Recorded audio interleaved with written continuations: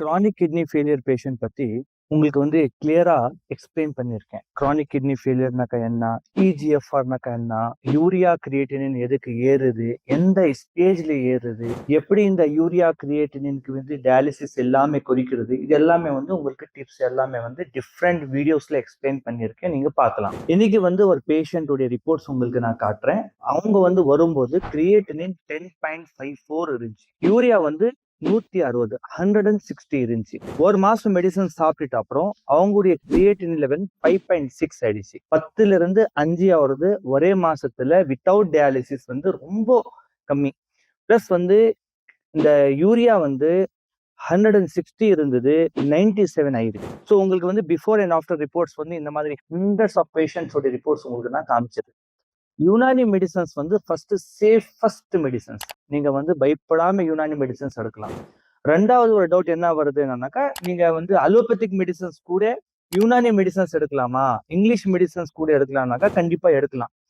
இல்ல இவங்க சொல்றாங்க அவங்க சொல்றாங்க எடுக்க கூடாதுனாக்கா, யார் சொல்றாங்களோ அவங்களுக்கு யுனானி மெடிசன்ஸ் பத்தி ஏபிசிடியும் தெரியாது. நீங்க கூகுள்ல போய் ஹிஸ்டரி ஆஃப் யுனானி மெடிசன் சொல்லி நீங்க பாருங்க.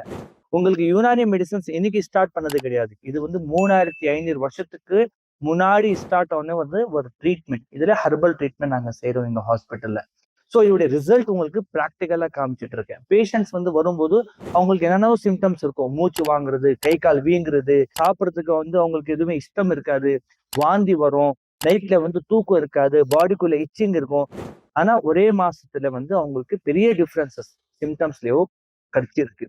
ஆனா இப்போ சயின்டிபிக் வேர்ல்டு எல்லாமே சயின்டிபிக் டேட்டா கேட்கறாங்க. ஸோ அதனால பிளட் டெஸ்ட் நாங்களே சொல்றோம் பேஷண்ட்டுக்கு, நீங்க ஒரு மாசம் மெடிசன் சாப்பிட்டு நீங்க ஏதோ ஒரு ரேண்டம்லி ஏதோ ஒரு லேப்ல போய் நீங்க பிளட் டெஸ்ட் பண்ணி எங்களுக்கு அனுப்புங்கன்னு சொல்லி ஸோ இந்த பிஃபோர் அண்ட் ஆஃப்டர் உடைய ரிப்போர்ட் எதுக்கு உங்களுக்கு காமிக்கிறோம்னாக்கா, யுனானி மெடிசன்ஸ்ல வித்தவுட் சைடு எஃபெக்ட்ஸ் இந்த மாதிரி யூரியா கிரியேட்டினின் கூறியது ரொம்ப ஆச்சரியமா. பிளஸ் வித்தவுட் டயாலிசிஸ் பண்ணா குறையும். இப்போ டயாலிசிஸும் நல்லா ட்ரீட்மெண்ட் தான். ஆனா சம் பேஷண்ட்க்கு டயாலிசிஸ் பண்றது பயப்படுவாங்க. ஓகேயா, சம் பேஷண்ட்ஸ்க்கு டைம் இருக்காது. சம் பேஷண்ட்ஸ்க்கு ஊரு ரொம்ப தூரம் இருக்கும், டயாலிசிஸ் உடைய சென்டர் ரொம்ப தூரம் இருக்கும். இல்லைன்னா கொஞ்சம் பேர்கிட்ட காசு இருக்காது. ஸோ அந்த பேஷண்ட்ஸும் யுனானி மெடிசன்ஸ் எடுக்கலாம். சம் பேஷண்ட்ஸ் டயாலிசிஸ் ஸ்டார்ட் பண்ணிட்டாங்க அப்படின்னாலும் நீங்க யுனானி மெடிசன்ஸ் இமீடியட்டா ஸ்டார்ட் பண்ணி கொஞ்சம் கொஞ்சமா டயாலிசிஸ் கம்மியா பண்றதுக்கு ட்ரை பண்ணுங்க. இப்போ எங்களுக்கு எப்படி கான்டாக்ட் பண்றோம்னாக்கா, நான் வாணியம்பாடி ஹாஸ்பிட்டல்ல எவ்ரி டே இருப்பேன். சாட்டர்டே ஒன்லி நான் பெங்களூர் ஹாஸ்பிட்டல்ல இருப்பேன். ஸோ நீங்க முதல்ல டிராவல் பண்றதுக்கு முன்னாடி, வரதுக்கு முன்னாடி அப்பாயின்மெண்ட் கண்டிப்பா வாங்குங்க. அதுக்கு முன்னாடி இந்த வாட்ஸ்அப் நம்பர் உங்களுக்கு இல்லையா கொடுத்துருக்கோம்ல, அந்த வாட்ஸ்அப் நம்பர்ல பேஷண்டோட ரிப்போர்ட்ஸ் முதல்ல அனுப்புங்க. அனுப்பிச்சிட்டு எங்களுடைய அசிஸ்டன்ட் டாக்டர் உங்களுக்கு டயட் சார்ட், எங்களுடைய லொகேஷன் எல்லாமே டீட்டெயில் அனுப்பிச்சிடுவாங்க ஹாஸ்பிட்டல் பத்தி. நீங்க எல்லாமே உங்களுக்கு எக்ஸ்பிளைன் பண்ணிட்ட அப்புறம் உங்களுக்கு சாட்டிஸ்ஃபிகேஷன் இருந்தா நீங்க டைரக்டா வாங்க, பார்த்துட்டு போங்க. இல்ல வர முடியல அப்படின்னா டைரக்டா நீங்க கூரியர்லயோ மெடிசன்ஸ் வாங்கிக்கலாம்.